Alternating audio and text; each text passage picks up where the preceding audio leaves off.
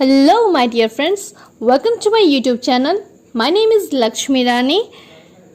मैं आशा करती हूँ कि आप लोग सारे होमवर्क सीरीज को कर रहे होइएगा और आप लोगों का एग्ज़ाम डेट बढ़ गया है। ये एक तरह से दुख की भी बात है और खुशी की भी बात है। दुख की बात उन स्टूडेंट्स के लिए है जिनका प्रिपरेशन हो चुका था, क्योंकि हम सभी को ये उम्मीद था कि हमारा एग्ज़ाम सितंबर अक्टूबर तक ले लेगा, बट 12 दिसंबर चुनाव का डेट दे दिया है, तो सारे एग्ज़ाम्स को अब आगे बढ़ा दिया गया है।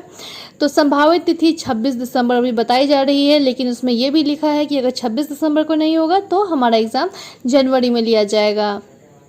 तो वक्त बहुत मिल गया है, डीमोटिवेट नहीं होना है, इसे भी खुद को मोटिवेट करना है कि नहीं, जो सब्जेक्ट हमारा कमज़ोर था उसे हम और स्ट्रांग करेंगे और जहां हमें प्रॉब्लम हो रही थी जिस सब्जेक्ट में, उसको हम पूरी तरीके से कवर करेंगे ताकि हमारा जो भी क्वेश्चन एग्ज़ाम में पूछे वो पूरी तरीके से हमें आता हो। कोई प्रॉब्लम नहीं होनी चाहिए एग्ज़ाम में, क्योंकि आप लोग को भी पता है कि इस बार मेंस का कट ऑफ मतलब कितना हाई गया है, जिस कारण पॉइंट से लोगों का रिजल्ट छूट गया है। तो बाद में ये अफसोस नहीं होना चाहिए कि उफ काश हम उस वक्त ये पढ़ लिए रहते। सो पढ़ाई पे फोकस करना है अच्छे से, चाहे जो हो जाए। बीच में बहुत सारे फंक्शंस भी आने वाले हैं, उसमें भी आप व्यस्त होंगे ही, तो उस टाइम तो पढ़ाई नहीं ही कर पाइएगा। कुछ ही स्टूडेंट्स हैं जो पढ़ेंगे उस वक्त, कुछ नहीं पढ़ेंगे, तो वो सारे को कवर करने के लिए आपका डेट आगे बढ़ाया गया है। ऐसा लगता है जैसे गवर्नमेंट को पता था कि बच्चे उस वक्त नहीं पढ़ेंगे, इसलिए डेट आगे बढ़ा दिया गया है। बाय द वे, चलिए आज का हम होमवर्क सीरीज स्टार्ट करते हैं। तो पहला है लूसेंट में। आज हम पढ़ेंगे ancient history, medieval history, geography, polity and chemistry. तो एंशिएंट हिस्ट्री में आज का टॉपिक है सिंधु सभ्यता। ये बहुत ही इम्पॉर्टेंट टॉपिक है। कल हम लोगों ने एनसीईआरटी में पेज नंबर 6 किया था सिंधु सभ्यता का। आज हम उसको थोड़ा सा और डिस्क्राइब करके पढ़ेंगे, पेज नंबर 3 to 5 आप समझ सकते हैं। तो सिंधु घाटी सभ्यता जो है वो बहुत इम्पॉर्टेंट है। इसमें उत्खनन के बाद बहुत सारी जगहों के नाम आए थे, जिसमें से कुछ प्रमुख स्थल हैं, जैसे आपको याद रखना चाहिए हड़प्पा, मोहनजोदड़ो, चंद्रहुदड़ो, कालीबंगा, रंगपुर, लोथल, आलमगीर, सुतका, गेंडोर, ये सारे इम्पॉर्टेंट हैं। किस नदी के किनारे हैं, किस जगह पे स्थित हैं और इनका उत्खनन कार्य कब किया गया, ये आपको याद होना चाहिए। सिंधु घाटी सभ्यता जो है वो C14 जैसी नवीन विश्लेषण पद्धति के द्वारा सिंधु सभ्यता की सर्वमान्य तिथि कब से कब तक है, तो 2400 ईसा पूर्व से 1700 ईसा पूर्व तक बताई गई है। इसका विस्तार त्रिभुजाकार है। उसके बाद हम इसमें देखेंगे कि ये कौन सा मतलब इतिहास है, तो सिंधु सभ्यता को हम आदि ऐतिहासिक अथवा कांस्य युग में रखा जा सकता है। उसके बाद इसमें आप पढ़ेंगे हड़प्पा सभ्यता, फिर पढ़ेंगे मोहनजोदड़ो, लोथल। सिंधु सभ्यता की मुख्य फसल कौन सी थी, तो गेहूं और जौ इनकी मुख्य फसल थी। उसके सिंधु सभ्यता की लिपि क्या थी, तो भाव चित्रात्मक थी। कारखाने कहाँ से मिले हैं, तो लोथल और चंद्रहुदड़ो से मिले हैं।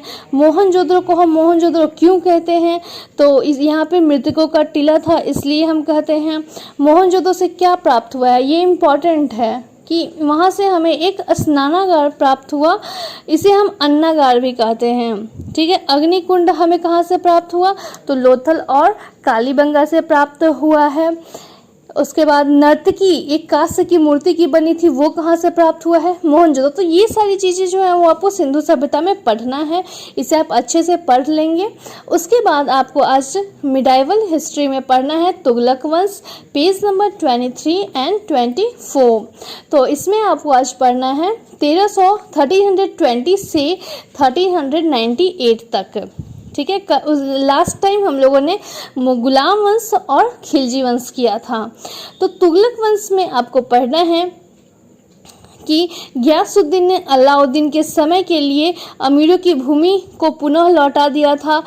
उसका शुरू से ही पॉइंट दिया गया है कि 5 सितंबर 1320 ईस्वी को खुसरो खां को पराजित करके गाजी मलिक या तुगलक गाजी गयासुद्दीन तुगलक के नाम से 1320 ईस्वी को दिल्ली के सिंहासन पर बैठा था। ठीक है, इसने क्या किया था कि सिंचाई के लिए कुएं और नहरों का निर्माण करवाया था।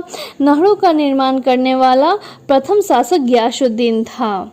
ठीक है, और इसकी मृत्यु हुई थी 1325 ईस्वी में। कैसे हो गई थी? तो इसके द्वारा लौटते समय जूना खां द्वारा निर्मित लकड़ी के महल में दबकर गियासुद्दीन तुगलक की मृत्यु हो गई थी। गियासुद्दीन के बाद मोहम्मद बिन तुगलक के नाम से जूना खां, या उसे हम उलुग खां भी कहते हैं, वो 1325 में दिल्ली के सिंहासन पर बैठा। मोहम्मद बिन तुगलक ने कृषि के विकास के लिए अमीर ए कोही नामक एक नवीन विभाग की स्थापना की थी। तो तुगलक वंश में आपको ये सारी चीज़ें पढ़नी हैं, जिसमें बहुत गियासुद्दीन तुगलक हो गया, मोहम्मद बिन तुगलक, फिरोज तुगलक, ये सारी आपको पढ़नी होगी इसमें। और इसका अंतिम शासक था, तुगलक वंश का अंतिम शासक नासिरुद्दीन महमूद तुगलक था। ठीक है, तुगलक वंश में आपको यहाँ तक पूरा पढ़ना है, तुगलक वंश आपको याद होनी चाहिए। उसके बाद हम आते हैं ज्योग्राफी पे, जिसमें आज हमको पढ़ना है भारत का भौतिक प्रदेश। पेज नंबर है 101 से 102 तक। तो भौतिक प्रदेश में कल हम लोगों ने नेक्स्ट टाइम शायद भारत का भौतिक स्वरूप पढ़ा था, जिसमें मैं बताई थी कि हमें हिमालय क्षेत्रों के बारे में पढ़ना है। उसी के आगे आज हम पढ़ेंगे। ये थोड़ा लंबा टॉपिक था, इसलिए रिपीट हो रहा है। भारत का भौतिक प्रदेश, इसे आप अच्छे से पढ़ लेंगे। इसके बाद आपको पढ़ना है आज इसमें जो आपका भारत का भौतिक प्रदेश है, इसमें हिमालय तो आपको देखना ही है, कौन कौन सी पठार किस राज्य में है वो देखना है। और इम्पॉर्टेंट इसमें आपको पूर्णतः याद होना चाहिए ये चैनल सारी, कि वो कहाँ कहाँ अवस्थित है। जैसे 8 डिग्री चैनल, 9 डिग्री चैनल, ये सब कहाँ है। ठीक है, अब है नेक्स्ट टॉपिक आपका पॉलिटी। पॉलिटी में आपको पढ़ना है संविधान की भाग और अनुसूची, जो है पेज नंबर 164 से 65 तक। अनुसूची और भाग ये हम लोगों ने एनसीईआरटी में कर लिया है कवर, तो यहाँ थोड़ा सा एक्सप्लेनेशन के साथ आप पढ़ेंगे। भाग मैं बतला चुकी थी कि भाग 1, 2, 3, 4, 4 का क, 9 का 9 ख, 15, 17, 18, 20 ये इम्पॉर्टेंट है। भाग 22 होते हैं और अनुसूचियाँ 12 होती हैं। तो अनुसूची में क्या क्या दिया गया हुआ है ये मैं कल बताई थी। और तो आपको इसमें आपको अनुसूची और भाग अच्छे से याद होना चाहिए। अगर आप पॉलिटी पढ़ रहे हैं ना, तो अनुसूची, भाग, प्रस्तावना, अनुच्छेद, ये सारी चीज़ें याद रहनी चाहिए। चलिए नेक्स्ट देखते हैं केमिस्ट्री। केमिस्ट्री में आपको पढ़ना है परमाणु संरचना, जिसका पेज नंबर है 226 to 228।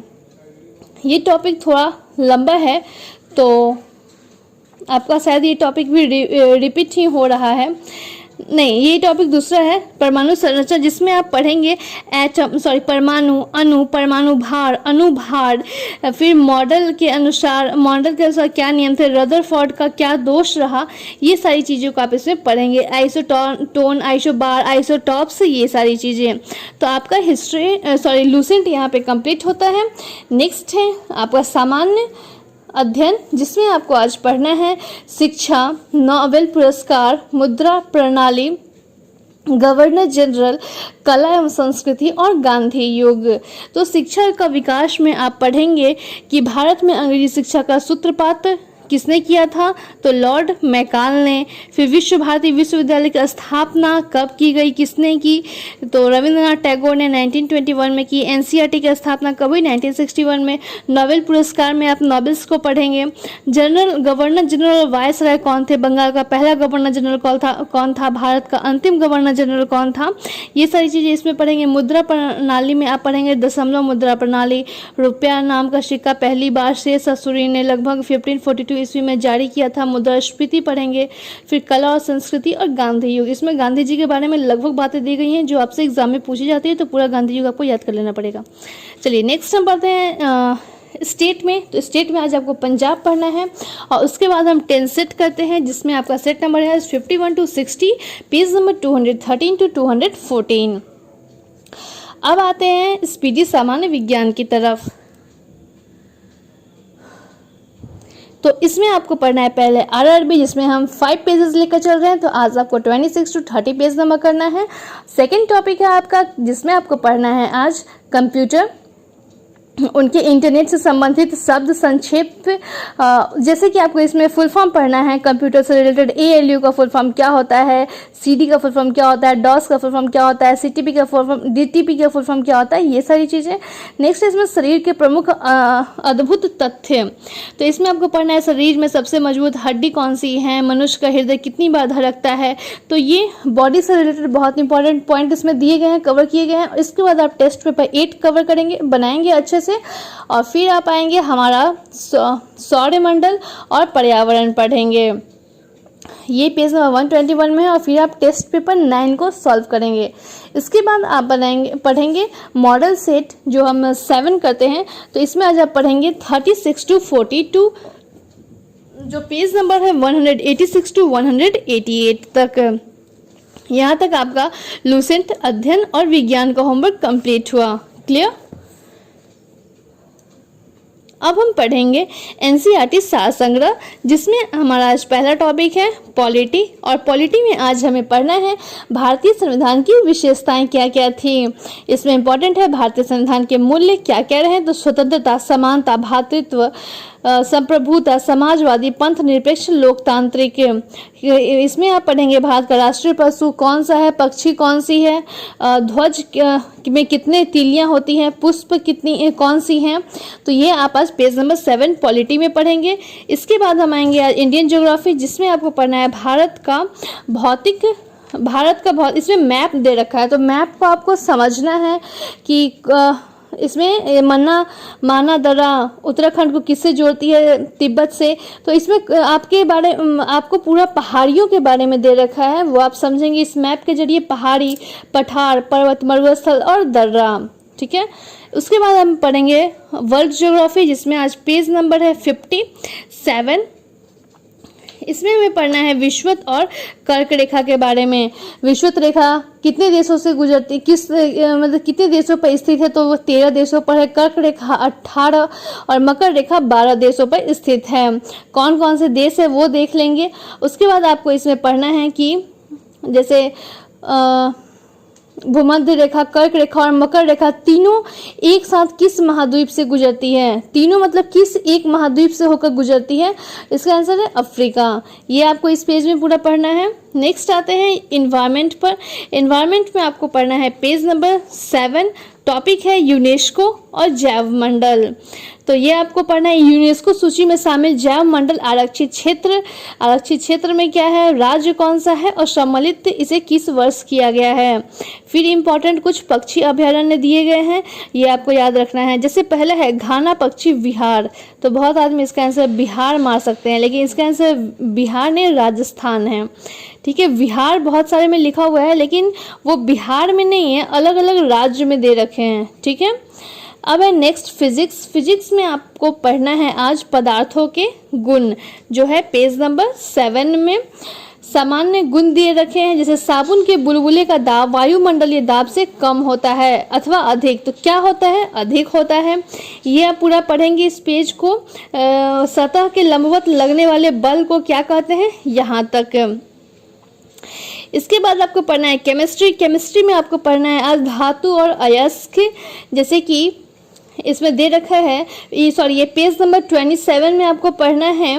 तो इसमें एक तरफ मेटल का नाम दे रखा है और एक तरफ ओर्स का नाम दे रखा है, मतलब धातु और अयस्क का नाम दे रखा है, वो आपको पढ़ना है। ठीक है। नेक्स्ट टॉपिक है हमारा बायो में आज हम पढ़ेंगे कोशिका जिसे हम इंग्लिश में सेल कहते हैं, पेज नंबर 48। इसमें है जैव विकास के किस कोशिकांग को ऊर्जा घर कहा जाता है, माइटोकॉन्ड्रिया। इसमें आपको जो लास्ट में कॉलम बनाकर दे रखा है, विश्व की सबसे छोटी कोशिका, बड़ी कोशिका, ये सारे याद होने चाहिए। नेक्स्ट आते हैं हम साइंस एंड टेक्नोलॉजी पर में, जिसमें आपको आज पढ़ना है अंतरिक्ष में प्रथम, पेज नंबर 7। तो ये आप कंप्लीट कर लेंगे। और ये पेज अंतरिक्ष में प्रथम नहीं पढ़ना, आपको आज पढ़ना है रक्षा प्रौद्योगिकी। ये मिस्टेक हो गया, इसे आप सही कर लेंगे। रक्षा प्रौद्योगिकी, जिसमें आप पढ़ेंगे DRDO की स्थापना किस वर्ष हुई थी, वहां से आप पढ़ेंगे लक्ष्य नामक मानव रहित एयरक्राफ्ट तक, पेज नंबर 7। नेक्स्ट है एंशियंट इंडिया, जिसमें हम आज पढ़ेंगे हड़प्पा सभ्यता का पेज नंबर 2। कल हम लोगों ने पेज 1 पढ़ा था। पेज 2 आपको पूरा महत्वपूर्ण तथ्य दिए गए हैं, सारे स्थल, उत्खनन कार्य, वर्षा, वर्ष, नदी और प्राप्त साक्ष्य से। तो यहाँ आपको क्लियर हो जाएगा। अगर आप लुसेंट का पढ़ लेते हैं, डिस्क्राइब किया गया हुआ है वहाँ पे, वहाँ से पढ़ने के बाद यहाँ से आप टू द पॉइंट जो इम्पोर्टेंट है वो आप पढ़ सकते हैं। इसके बाद आज हम पढ़ेंगे करंट अफेयर्स। करंट अफेयर्स में हम लोग 2 पेज और आगे का पढ़ रहे हैं, प्रमुख निधन में, जिसमें आपका पेज नंबर है 10 to 11। अनिरुद्ध जगन्नाथ, जो कि मॉरिशस के पूर्व राष्ट्रपति और प्रधानमंत्री रह चुके हैं और वर्ष 2020 में इन्हें पद्म विभूषण से सम्मानित किया गया है। वहाँ से लेकर के आज आपको ये टॉपिक पूरा कंप्लीट कर देना है। लास्ट में दे रखे हैं प्रमुख हॉकी खिलाड़ियों का निधन, यहाँ तक आपको पढ़ना है। उसके बाद फिर आज हम लास्ट में रिवीजन कर रहे हैं।